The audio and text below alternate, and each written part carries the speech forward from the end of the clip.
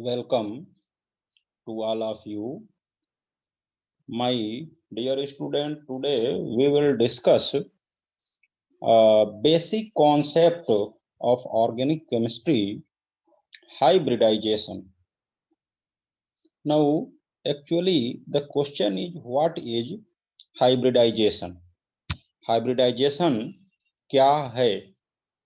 यहाँ स्क्रीन पर आपको कुछ फोटो दिख रहे होंगे और इसको देख करके आपके दिमाग में ये आ रहा होगा कि पोमैटो जो वर्ड लिखा है, व्हाट इज पोमैटो। यहाँ देखने से ये स्पष्ट हो रहा है कि pomato is the mixture of potato and tomato.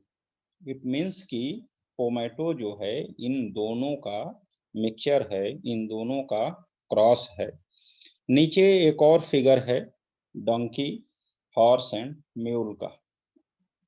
यहाँ हॉर्स और डंकी के क्रॉस से म्यूल आपको दिख रहा है और म्यूल की जो प्रॉपर्टी है lie in between donkey and horse.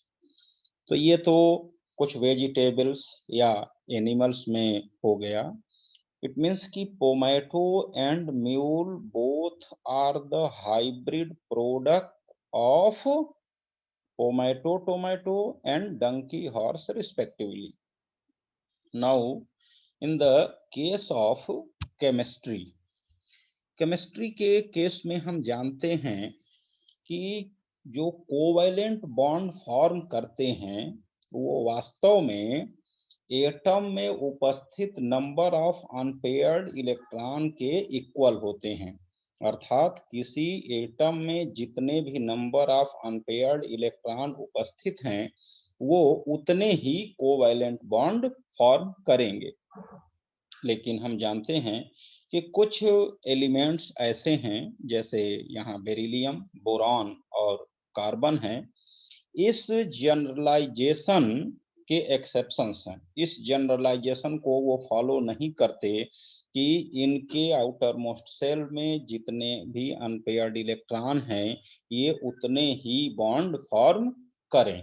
ये उससे अलग तरह के बिहेवियर को शो करते हैं। इसको देखते हैं इनके इलेक्ट्रॉनिक कॉन्फ़िगरेशन के बेसिस पर और जो unpaired electron outermost shell में है उसमें। यहाँ जहाँ कर्सर चल रहा है आप देखिए, बेरिलियम, बोरान एंड कार्बन के एटॉमिक नंबर क्रमशः 4, 5 एंड 6 हैं। इनको जब हम इलेक्ट्रॉनिक कॉन्फ़िगरेशन के फॉर्म में अरेंज करते हैं तब बेरिलियम के दो पहले इलेक्ट्रॉन 1s ऑर्बिटल में और दूसरे दो इलेक्ट्रॉन 2s ऑर्बिटल में जाते हैं। इसी तरह बोरान में 5 हैं तो 5 में 1s में 2, 2s में 2 और px में 1 इलेक्ट्रॉन चला गया। इसी तरह कार्बन में 6 हैं तो 2 1s में, 2 2p में और 2 px एंड py में क्रमशः प्रवेश पाते हैं या चले गए। अब यहाँ देखिए जो अनपेयर्ड इलेक्ट्रॉन है, बेरिलियम में कोई अनपेयर्ड इलेक्ट्रॉन नहीं है। इसका मतलब है कि इसकी वैलेंसी 0 होनी चाहिए और ये कोई भी बॉन्ड फॉर्म नहीं करना चाहिए। बोरान की जो अनपेयर्ड इलेक्ट्रॉनों की संख्या 1 है इसलिए इसे मोनोवैलेंट होना चाहिए और इसको एक बॉन्ड फॉर्म करना चाहिए। इसी तरह कार्बन का भी 2 अनपेयर्ड इलेक्ट्रॉन हैं और इसको बाईवैलेंट या डाईवैलेंसी शो करनी चाहिए। इस तरह से हम देखते हैं कि बेरिलियम, बोरान और कार्बन 0 वैलेंट, मोनोवैलेंट और डाईवैलेंट होने चाहिए, लेकिन ये ऐसा होता नहीं है। क्यों? क्योंकि हम जानते हैं कि बेरिलियम जो है वो 0 वैलेंट ना होकर बाई वैलेंसी शो करता है, बोरॉन मोनोवैलेंट ना होकर के ट्राई वैलेंसी शो करता है और कार्बन बाई वैलेंट ना होकर के टेट्रा वैलेंसी शो करता है। और बेरिलियम BeCl2 टाइप का, बोरॉन BeBCl3 टाइप और कार्बन CH4 टाइप के कंपाउंड्स फॉर्म करते हैं। इसलिए जो बेरिलियम, बोरॉन और कार्बन हैं वो क्रमशः बाईवैलेंट, ट्राईवैलेंट और टेट्रावैलेंट होंगे। लेकिन इस एबनॉर्मलिटी को एक्सप्लेन करने के लिए जो हमने एलिमेंट्स लिए बेरिलियम, बोरान और कार्बन के एक्चुअल इस बिहेवियर को एक्सप्लेन करने के लिए हमें यह मानना होगा कि ये एलिमेंट्स सिस्टम से कुछ एनर्जी को एब्जॉर्ब कर लेते हैं, सिस्टम से कुछ एनर्जी को अवशोषित कर लेते हैं और जो इलेक्ट्रॉन हैं लोअर स्टेट से हायर स्टेट में चले जाते हैं, लाइक दिस। यहाँ पर क्या है कि इसमें से 2s का एक इलेक्ट्रॉन बेरिलियम में 2p में, बोरॉन में 2s का एक इलेक्ट्रॉन 2py में और कार्बन का एक इलेक्ट्रॉन 2s का 2pz में चला जाता है। अगर ऐसा होता है तब जो एक्साइटेड स्टेट की पोजीशन बनती है, उस एक्साइटेड स्टेट में आप देखिए कि यहाँ पर ये इस तरह का शिफ्ट हो गया, यानी कि यहाँ से यहाँ, ये यहाँ और ये यहाँ। तब अगर इसके हम अनपेयर्ड इलेक्ट्रॉनों की संख्या यहाँ देखते हैं, तब बेरिलियम में 2 अनपेयर्ड इलेक्ट्रॉन, बोरॉन में 3 अनपेयर्ड इलेक्ट्रॉन और कार्बन में 4 अनपेयर्ड इलेक्ट्रॉन हो जाते हैं। इट मीन्स कि अब इस सिचुएशन में, इस कंडीशन में बेरिलियम डाइवैलेंट, बोरॉन ट्राइवैलेंट और कार्बन टेट्रावैलेंट वैलेंसी शो करते हैं। यानी कि जो इनका एक्चुअल बिहेवियर है, जो वास्तव में बाई, ट्राई एंड टेट्रावैलेंट ये होने चाहिए, इस एक्साइटेड स्टेट की कंडीशन में ये इसको ये फुलफिल होता है कि जब ये एक्साइटेड स्टेट में आ जाएंगे तब ये बाईवैलेंटी, ट्राईवैलेंस और टेट्रावैलेंसी शो करेंगे। इसको हम एक एग्जाम्पल मीथेन का लेते हैं और ये समझने का प्रयास करते हैं कि वास्तव में हाइब्रिडाइजेशन की आवश्यकता क्यों पड़ी। अब यहाँ देखिए, अभी तक हमने डिस्कस किया कार्बन का, तो वही कार्बन है इस मीथेन में और मीथेन के हमने एक्साइटेड स्टेट को लिया है। यहाँ 4 जो आपके अनपेयर्ड इलेक्ट्रॉन हैं, यानी कि 4 वैकेंट ऑर्बिटल हैं जिसमें कि एक एक इलेक्ट्रॉन है और ये चारों ही जो ऑर्बिटल हैं, हाइड्रोजन जो कार्बन में लगा है, जो हाइड्रोजन है वो 1s में इलेक्ट्रॉन होंगे, तो इसका 1s जो ऑर्बिटल है वो 2s या px के साथ ओवरलैप करके 4 सिग्मा बॉन्ड बनाएंगे, यानी कि कार्बन हाइड्रोजन बॉन्ड बनाएंगे। तो यहाँ इस तरह से हम देखते हैं कि जो ये 2s ऑर्बिटल है, ये 2s ऑर्बिटल हाइड्रोजन के 1s ऑर्बिटल से ओवरलैप करता है। हमें मालूम है कि ये दोनों की जो शेप है वो स्फेरिकल है। तो ये जो स्फेरिकल शेप है, इसमें से देखिए एक ये 2s का स्फेरिकल शेप, दूसरा ये 1s हाइड्रोजन का स्फेरिकल शेप। अगर ये दो ऑर्बिटल स्फेरिकल शेप के आपस में मिलते हैं तब हमें इस तरह का एक दूसरा स्फेरिकल फॉर्म मिलता है। इसी तरह जब ये आपका px के साथ ये करेंगे तो ये तो 1s अनडायरेक्शनल नेचर मिल गया, इसके नेचर अनडायरेक्शनल होता है क्योंकि इसमें इलेक्ट्रॉन इस पूरे सर्किल में या इस पूरे लोब्स में कहीं भी हो सकते हैं। और इस तरह से जब इस 2px, 2py, 2pz में ये 3 जो आपके 1s हाइड्रोजन है ये ओवरलैप करते हैं, तब हमें इस तरह का जो ये px, py and pz orbital है, इसके साथ ये 3 हाइड्रोजन के जो स्फेरिकल फॉर्म है यानी कि 1s ऑर्बिटल ओवरलैप करते हैं। इस कंडीशन में जो तीनों p का 3s के साथ मिक्सिंग से जो बनता है वो इस तरह से हमें 3 ऑर्बिटल मिलेंगे और ये तीनों ऑर्बिटल में s और p कैरेक्टर दोनों ही होगा। इस तरह से अगर देखें तो ये जो 3 sp बॉन्ड बन रहे हैं ये डायरेक्शनल होंगे और स्ट्रेंथ में एक तरह के होंगे, शेप में एक तरह के होंगे। ये बड़ा लोब्स और छोटा लोब्स का यहाँ मतलब है कि ये जो बड़ा लोब्स है इसमें इलेक्ट्रॉन की पाए जाने की प्रोबेबिलिटी ज्यादा है, इसलिए जो ये बॉन्ड बनेंगे इसी लोब्स से बनेंगे, इसलिए इसको हम इस दिशा में डायरेक्शनल की संज्ञा देते हैं कि ये डायरेक्शनल है। अब देखिए यहाँ जो बॉन्ड की बात अगर करें तो ये 3 बॉन्ड फॉर्म करेंगे। यहाँ है S and P bond, S and P bond, S and P bond, यानी कि 3 ये sp बॉन्ड हैं और यहाँ क्या है, ये ss बॉन्ड है।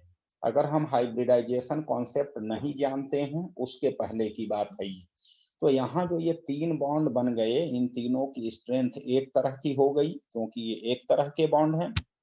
लेकिन जो आपका ये चौथा बॉन्ड है, ये S और S के बीच बना हुआ है और ये S और P के, तो ये 3 तो एक तरह के हो गए, लेकिन ये बॉन्ड कुछ अलग हो गया। अब अलग हो गया तब इनकी जो स्ट्रेंथ होगी चारों बॉन्ड की, वो इक्वल नहीं होगी, समान नहीं होगी। इट मीन्स कि मीथेन में चारों जो बॉन्ड हैं कार्बन हाइड्रोजन, वो एक समान नहीं हो रहे हैं। लेकिन हम जानते हैं कि मीथेन एक स्टेबल कंपाउंड है और इसके चारों कार्बन हाइड्रोजन बॉन्ड की बॉन्ड लेंथ भी सेम है और स्ट्रेंथ भी सेम है। लेकिन ये जो स्ट्रेंथ इसकी सेम है, इसको हम एक्सप्लेन इस तरह कर सकते हैं कि बॉन्ड लेंथ अगर सेम है तब जो बॉन्ड फॉर्म कर रहा है उसको कैसे एक्सप्लेन करें, यानी कि एस एस या sp बॉन्ड यहाँ अलग दिख रहे हैं, इसको कैसे एक्सप्लेन करें, दैट इज द प्रॉब्लम।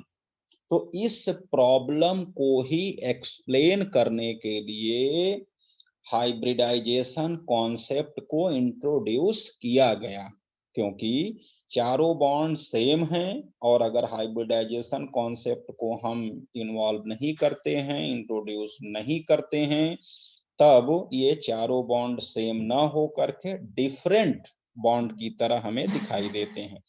तो इस बॉन्ड की इक्वल स्ट्रेंथ को एक्सप्लेन करने के लिए हाइब्रिडाइजेशन का कॉन्सेप्ट को यूज किया गया।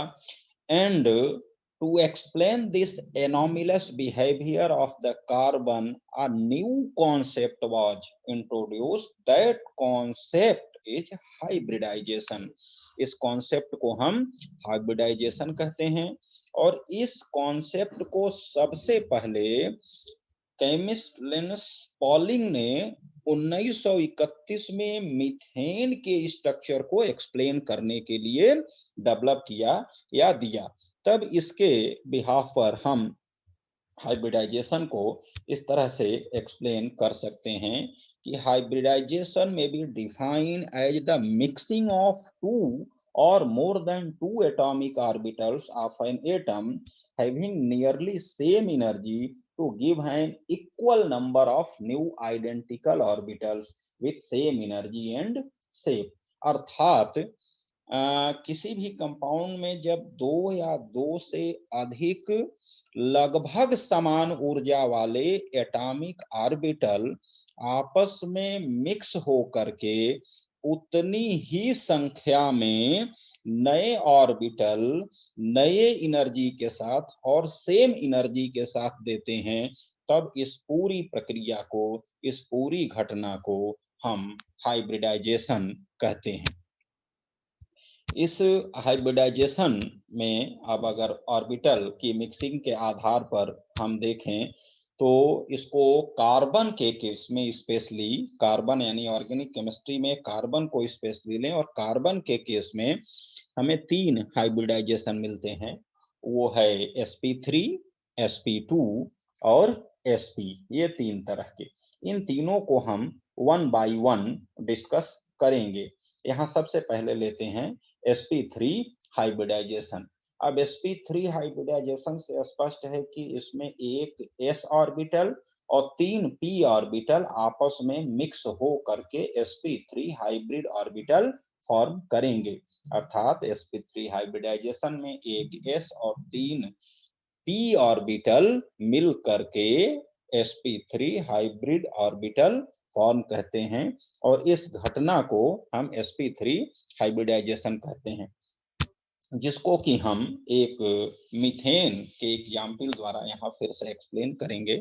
जैसा कि हमने अभी कार्बन के इलेक्ट्रॉनिक कॉन्फ़िगरेशन को बताया था, सेम यहाँ भी इसको दूसरे रूप में आप देखिए। कार्बन के ग्राउंड स्टेट में 1s में 2 इलेक्ट्रॉन, 2s में 2 इलेक्ट्रॉन और 2p में एक इलेक्ट्रॉन 2p में आए हैं, यानी कि ये ग्राउंड स्टेट है। इसमें से यहाँ से देखिए कर्सर के साथ इलेक्ट्रॉन प्रमोट हुआ, प्रमोट होने के बाद ये स्थिति आ जाती है। लेकिन इसके पहले जो 2s के साथ 1s हाइड्रोजन का अलग बॉन्ड फॉर्म करता था, उसकी अलग एनर्जी होती थी, और 3p के साथ 3s orbital of hydrogen bond form करते थे, या लोब्स या ऑर्बिटल मिक्स होकर के बॉन्ड फॉर्म करते थे, तो उनकी एनर्जी अलग होती थी। इस कॉन्सेप्ट के अकॉर्डिंग ये चारों ही इलेक्ट्रॉन बॉन्ड फॉर्म करने के पहले अपनी एनर्जी को रीडिस्ट्रीब्यूट करेंगे, यानी कि ये आपस में मिक्स होंगे, और जब मिक्स हो करके समान जितने भी इसमें ऑर्बिटल मिक्स हो रहे हैं, यानी एक ये और 3 ये 4 ऑर्बिटल मिक्स हो रहे हैं, तो 4 ही नए ऑर्बिटल बनेंगे और उनकी एनर्जी दूसरी होगी, शेप समान होगा, वो एक तरह के होंगे। तो चूंकि ये मिक्स होंगे, एनर्जी को रिडिस्ट्रीब्यूट करेंगे, जिसकी ज्यादा होगी वो कम को देगा, कम वाला लेगा, और इस तरीके से वो एक समान स्तर पर आ जाएंगे। तो ये मिक्सिंग के बाद ये इनकी एनर्जी पहले से कम हो जाती है, और चारों ऑर्बिटल सेम एनर्जी और सेम ऊर्जा के हो जाते हैं, सेम शेप के हो जाते हैं। तो इस तरीके से जब समान ऊर्जा के 4 नए ऑर्बिटल बनेंगे, तब हम इसको कहते हैं sp3 हाइब्रिडाइजेशन। इस हाइब्रिडाइजेशन को हम फिर से ऑर्बिटल रिप्रेजेंटेशन के बेस पे हम देखते हैं, तो ये 2s और 2px 2py 2pz ऑर्बिटल्स हैं। यहाँ पर ये चारों आपस में मिक्स होंगे। जब चारों आपस में मिक्स होंगे तब 4 नए ऑर्बिटल बनेंगे, जिसको हम sp3 ऑर्बिटल कहते हैं। ये चारों की ऊर्जा और एनर्जी समान होती है, और इसके बाद इनकी जो शेप होगी वो समान होती है इस तरह से, और इस तरह से जो ये चारों लोब्स हैं ये इस टेट्राहेड्रल के चारों कॉर्नर पर डायरेक्टेड होंगे इस तरह से। और इनके बीच जो आपको मालूम है 2 कार्बन हाइड्रोजन यानी कि 2 कॉर्नर्स के बीच जो बॉन्ड होगा 109 अंश 28 मिनट का होगा। यहाँ हम मीथेन को ऑर्बिटल पिक्चर के आधार पे बनता हुआ देखेंगे। यहाँ देखिए, ये जो अभी हमने sp3 हाइब्रिडाइजेशन की बात की, और वो टेट्राहेड्रल फॉर्म में इस तरह से सिचुएटेड होता है, डायरेक्टेड होता है। तो इसमें जो ये 4 sp3 लोब्स हैं, ये 4 हाइड्रोजन के s ऑर्बिटल के साथ ओवरलैप करेंगे, और ये जो 4 हाइड्रोजन हैं, ये 4 हाइड्रोजन के जो s ऑर्बिटल है, इस sp3 से हेड ऑन ओवरलैपिंग करेंगे, यानी कि ये हेड ऑन ओवरलैपिंग करके ये क्या करेंगे, इस तरह से आपके 4 बॉन्ड फॉर्म करेंगे। तो इसमें से ये जो आपके बने हैं, ये 4 सिग्मा बॉन्ड का निर्माण करेंगे। इस तरह से 4 सिग्मा बॉन्ड बनेंगे। ये जो बने हैं इसको क्या कहते हैं, सिग्मा बॉन्ड, यानी हाइड्रोजन और कार्बन के बीच एक इलेक्ट्रॉन की साझेदारी से बनते हैं। एक कार्बन का होगा और एक हाइड्रोजन का, इस तरीके से 4 बॉन्ड फॉर्म करेंगे, और ये होगा आपका sp3 हाइब्रिडाइजेशन में एक मीथेन का एग्जाम्पल। लेकिन यहाँ जो लोब्स होंगे इसके, वो टेट्राहेड्रल के चारों कॉर्नर्स की ओर डायरेक्टेड होंगे। इनके बीच का जो एंगल होगा वो 109 मिनट होगा। और एक बड़ी बात यह है, या इसको नोट कर लीजिए, कि जो इसमें एस कैरेक्टर और पी कैरेक्टर होगा sp3 हाइब्रिडाइजेशन में, एस चूंकि 1 है तो वो 25% इसका कैरेक्टर होगा, और पी 3 है तो इसका कितना होगा, 75% इसका कैरेक्टर होगा। Now we discuss electronic configuration of ethane. हम इथेन को लेकर के देखते हैं। तो इथेन में देखिए 2 कार्बन होते हैं, और ये दोनों ही जो कार्बन है sp3 हाइब्रिडाइज्ड हैं, और sp3 हाइब्रिडाइज्ड होने से दोनों कार्बन जो हैं इनके बीच में भी एक सिग्मा बॉन्ड है, तो दोनों कार्बन के बीच में वो सिग्मा बॉन्ड फॉर्म करेगा। ये sp3 हाइब्रिडाइजेशन का देखिए दो फॉर्म दिख रहा है आपको। sp3 में ये जो दो आपको सिंगल जो ये एक एक इलेक्ट्रॉन दिख रहे हैं, क्योंकि इसको हमें ऑर्बिटल रिप्रेजेंटेशन में एक्सप्लेन करना है इसलिए इसको बढ़ा लिया है।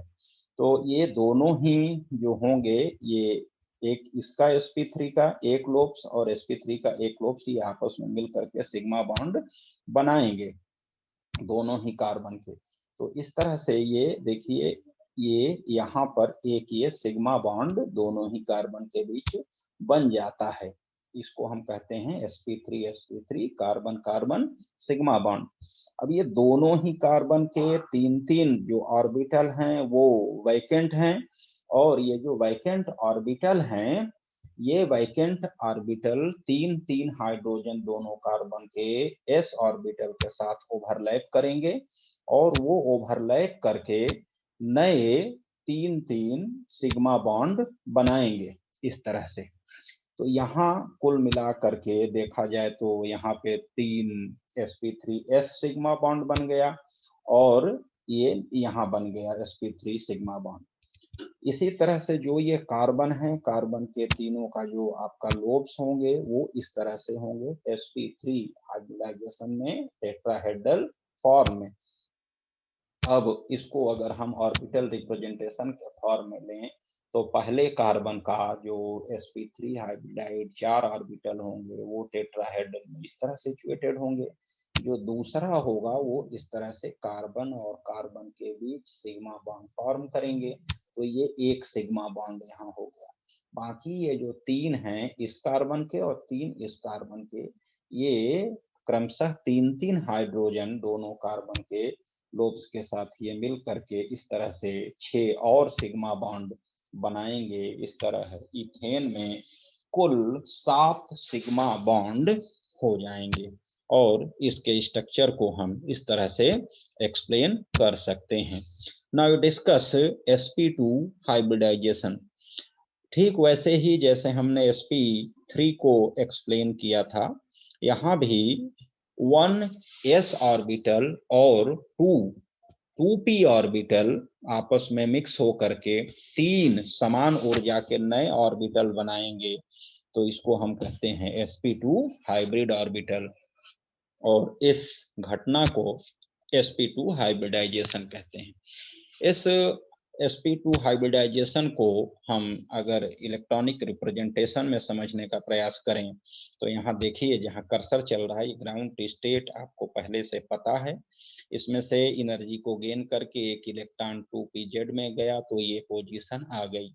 लेकिन sp2 हाइब्रिडाइजेशन में केवल एक s और दो p आपस में मिक्स होंगे, तीसरा जो है p मिक्स नहीं होगा, क्योंकि हमें तीन ही ऑर्बिटल के मिक्सन की जरूरत है sp2 में। तो ये तीन मिक्स होंगे और तीन मिक्स होकर के तीन नए ऑर्बिटल बनाएंगे, तो ये तीन नए ऑर्बिटल बनाए जिनकी एनर्जी पहले से कम है। 2p जो एक है z है ये उसी तरह अपनी इलेक्ट्रॉन और एनर्जी के साथ वहीं पर होगा। इस तरह से अगर हम देखें इनका ऑर्बिटल रिप्रेजेंटेशन, तो इस ऑर्बिटल रिप्रेजेंटेशन में कार्बन के 2s 2px 2py ये आपस में मिलेंगे तीन ऑर्बिटल पहले वाले, और एक ये जो होगा ये अनहाइब्रिडाइज्ड p होगा, ये हाइब्रिडाइजेशन में पार्टिसिपेट नहीं करेगा।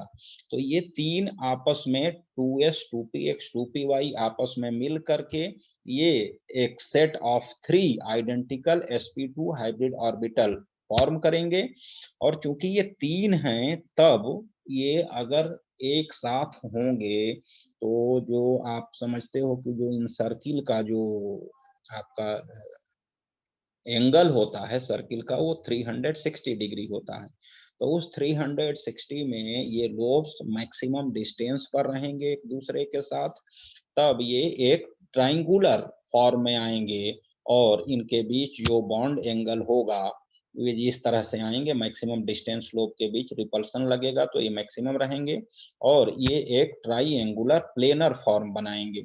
इन दो जो बॉन्ड्स फॉर्म कर रहे हैं जहां कर्सर चल रहा है, इनके बीच का जो एंगल होगा वो 120 अंश होगा, 120 डिग्री पर ये होंगे। नाउ ये जो एक यहाँ ये आया, ये अनहाइब्रिडाइज्ड है, और ये जो ग्रीन वाला अनहाइब्रिडाइज्ड है वो इस प्लेन के जो आपका ट्राइगोनल प्लेनर है ये इसके परपेंडिकुलर होगा। इट मींस कि जो अनहाइब्रिडाइज्ड है और हाइब्रिडाइज्ड के बीच एंगल 90 डिग्री हो जाएगा। इस तरह से हम जो आपका इथिलीन के स्ट्रक्चर को भी एक्सप्लेन कर सकते हैं। ये एक आपका वो आ गया जिसमें sp2 हाइब्रिडाइज्ड कार्बन है और ये 120 अंश पर जो इनके बॉन्ड एंगल है। तो इसमें क्या होगा कि इसका एक कार्बन का ये सिचुएशन होगी जो ट्राइंगुलर प्लेनर होगा, दूसरा भी होगा, लेकिन इसमें दोनों कार्बन एक दूसरे के साथ जुड़े हुए हैं। तो इस तरह से पहले वो हेड ऑन ओवरलैपिंग करके दोनों ही कार्बन के दो sp2 हाइब्रिड ऑर्बिटल्स एक सिग्मा बॉन्ड बनाएंगे, और अब दोनों ही कार्बन के दो अनहाइब्रिडाइज्ड जो ऑर्बिटल हैं, एक मिनट, तो ये जो लोब्स हैं दो दो जो बचे हैं दोनों ही कार्बन के sp2, ये दोनों कार्बन के दो दो हाइड्रोजन से सिग्मा बॉन्ड बना ले रहे हैं। तो इस तरह से ये 4 सिग्मा बॉन्ड और बन गए। यहाँ जो अनहाइब्रिडाइज्ड ऑर्बिटल है दोनों ही कार्बन के, इसमें भी एक एक इलेक्ट्रॉन है जो हमने अभी इलेक्ट्रॉनिक कॉन्फ़िगरेशन में देखा था। तो ये एक एक इलेक्ट्रॉन के साथ ये एक पाई बॉन्ड इस तरह से बनाएंगे, और ये जो पाई बॉन्ड होगा ये एक तरह से ये पाई बॉन्ड ये कुल मिला करके एक इस तरह के स्ट्रक्चर को देंगे, यानी कि एक ये सिग्मा बॉन्ड एक और एक पाई बॉन्ड, तो यानी डबल बॉन्ड में एक सिग्मा और एक पाई होगा, और ये हाइड्रोजन के 4 बॉन्ड बनेंगे। इस तरह से आपका इथिलीन मॉलिक्यूल का हाइब्रिडाइजेशन के थ्रू हम एक्सप्लेन कर सकते हैं। इसमें कुल मिलाकर के इथिलीन में 1 2 3 4 और एक यहाँ 5, यानी 5 सिग्मा बॉन्ड और एक पाई बॉन्ड होगा। Okay, now we discuss sp hybridization. तो sp हाइब्रिडाइजेशन भी सेम ऐसे ही है जिस तरह से हम sp3 और sp2 को एक्सप्लेन किए। sp हाइब्रिडाइजेशन में केवल एक s ऑर्बिटल और एक p ऑर्बिटल आपस में मिक्स होंगे, और नए दो ऑर्बिटल दो समान ऊर्जा के ऑर्बिटल बनाएंगे जिसको हम sp ऑर्बिटल कहेंगे, और इस घटना को sp हाइब्रिडाइजेशन के रूप में एक्सप्लेन करेंगे। यहाँ पर एक चीज और कि चूंकि इसमें दो ही ऑर्बिटल फॉर्म हो रहे हैं इक्विवेलेंट ऑर्बिटल, और 360 एंगल के हिसाब से ये मैक्सिमम डिस्टेंस पर रहेंगे, क्योंकि दोनों ही लोब्स के बीच फोर्स ऑफ रिपल्सन लगेगा, और वो तब तक लगेगा जब तक कि मैक्सिमम डिस्टेंस पर ना हो जाए। तो इस केस में इन दोनों ही लोब्स के बीच जो एंगल बनेगा वो 180 डिग्री बनेगा। इट मींस कि इनकी शेप लीनियर हो जाएगी। इसको हम लीनियर हाइब्रिडाइजेशन भी कहते हैं। और चूंकि इसमें एक s और एक p है, तो जो हाइब्रिड ऑर्बिटल फॉर्म होंगे उनमें s और p कैरेक्टर 50-50% होगा।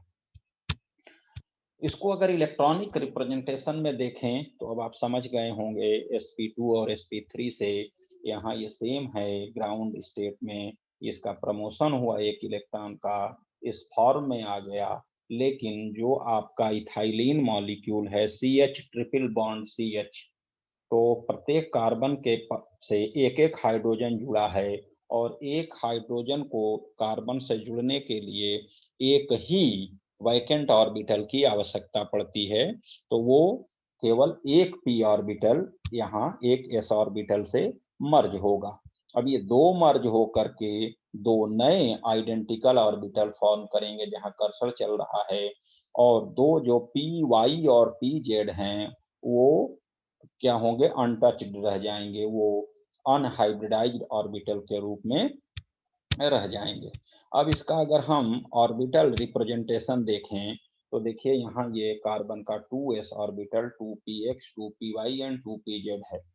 इसमें से केवल 2s ऑर्बिटल और 2py ऑर्बिटल ये आपस में मर्ज होकर के एक sp हाइब्रिड ऑर्बिटल फॉर्म कर रहा है, जिसमें कि ये बचे हुए दो जो py और pz हैं ये अनहाइब्रिडाइज्ड p ऑर्बिटल के फॉर्म में प्रेजेंट रहेंगे।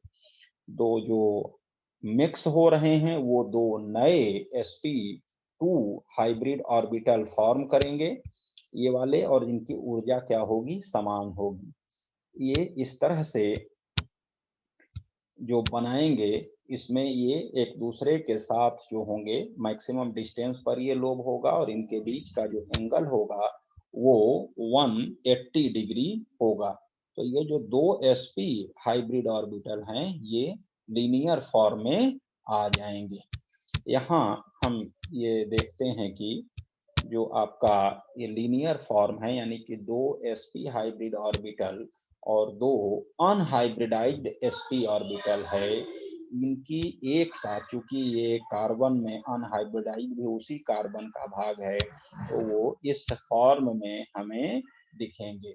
ये आपका लीनियर फॉर्म, और ये एक आपका हो गया अनहाइब्रिडाइज्ड p ऑर्बिटल येलो वाला, देन सेकंड अनहाइब्रिडाइज्ड ये आपका pz ऑर्बिटल। ये एक कार्बन का फॉर्म है, एक कार्बन का शेप है, और इन लीनियर के जो एंगल होगा इनके बीच 180 डिग्री होगा। और इससे अगर हम दूसरे का एंगल देखें तो ये सारे जो आपके पी वाई यानी येलो ऑर्बिटल, ब्लू ऑर्बिटल, ये सब एक दूसरे के परपेंडिकुलर होंगे। तो जो एक दूसरे के परपेंडिकुलर होंगे तो येलो यानी कि पी वाई और पी एक्स के बीच एंगल 90 डिग्री होगा। सेम इसी तरह पी वाई और पी जेड के बीच भी 90 डिग्री का एंगल होगा। Now we discuss structure of or shape of acetylene. इस एसिटाइलिन में देखिए दो कार्बन हैं तो दोनों में ही sp आपका हाइब्रिडाइजेशन होगा, और एक कार्बन के अगर हाइब्रिडाइजेशन की देखें तो ये sp होगा, दूसरे का जो sp होगा वो ये होगा, और दोनों ही कार्बन के sp हाइब्रिड ऑर्बिटल आपस में हेड ऑन ओवरलैपिंग करेंगे, मिल करके एक यहाँ सिग्मा बॉन्ड ये बना लेंगे। अब इस सिग्मा बॉन्ड के बाद देखिए एक ये जो sp बॉन्ड है इस कार्बन का, दूसरा इस कार्बन का, ये दोनों ही कार्बन के दो दूसरे हाइड्रोजन के साथ ये दो और सिग्मा बॉन्ड इस तरह से बनाएंगे। तो ये कुल मिलाकर के 3 सिग्मा बॉन्ड इस sp आपके हाइब्रिडाइजेशन में यानी कि एसिटाइलिन स्ट्रक्चर में हो गए। अब जो अनहाइब्रिडाइज्ड हैं ये आपका pz है, ये एक पाई बॉन्ड फॉर्म करेगा, दूसरा अनहाइब्रिडाइज्ड py यानी कि ये भी एक पाई बॉन्ड फॉर्म करेगा। इस तरह से इसमें दो पाई बॉन्ड हो गए, एक सिग्मा बॉन्ड, यानी कि दो कार्बन के बीच एक पाई और ये दो एक सिग्मा और दो पाई बॉन्ड फॉर्म हो गए। सेम इस तरह से अगर हम देखें इनको स्ट्रक्चर के थ्रू रिप्रेजेंट करें तो इस कार्बन और कार्बन के बीच 3 बॉन्ड होंगे, एक सिग्मा बॉन्ड और दो पाई बॉन्ड। फिर ये जो दो कार्बन है यानी कि इस कार्बन और इस हाइड्रोजन के बीच का जो बॉन्ड होगा वो सिग्मा बॉन्ड, और इस कार्बन और इस हाइड्रोजन के बीच का जो बॉन्ड होगा वो सिग्मा बॉन्ड। इस तरह से ये जो आपका स्ट्रक्चर है एसिटाइलिन का ये लीनियर स्ट्रक्चर होगा। Okay, thanks student.